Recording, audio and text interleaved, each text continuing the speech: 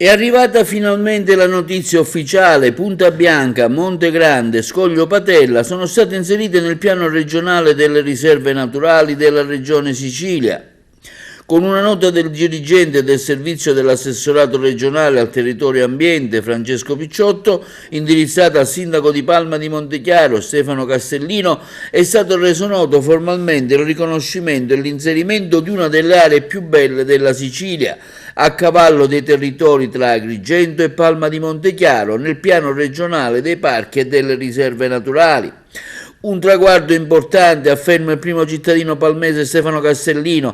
Stiamo parlando di un'area di oltre 400 ettari che sarà da un lato tutelata e valorizzata e dall'altro lato aprirà le porte a una nuova forma di economia e di sviluppo turistico sostenibile.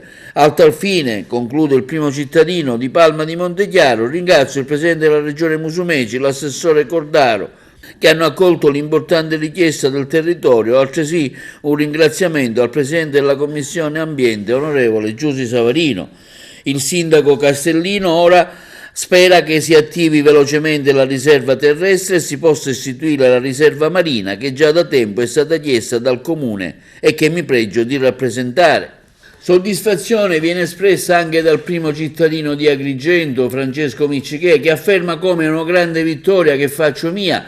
Fin dal mio insediamento mi sono impegnato per raggiungere, unitamente al sindaco di Palma di Montechiaro, questo obiettivo fondamentale per lo sviluppo ecosostenibile del sito, che potrà certamente incrementare l'offerta turistica del nostro territorio. Ringrazio anche il presidente della regione Musumeci, il presidente della commissione ambiente Savarino e l'assessore al territorio e ambiente Cordaro.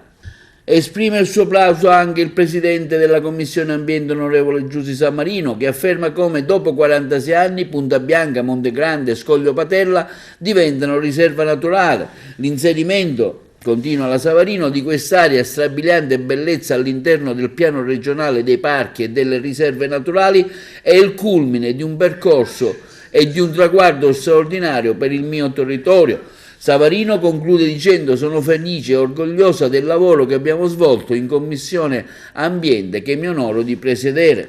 Anche la DMO Distretto Turistico Valle dei Templi plaude all'inserimento di Punta Bianca, Monte Grande e Scoglio Patella nel piano regionale delle riserve naturali della regione siciliana.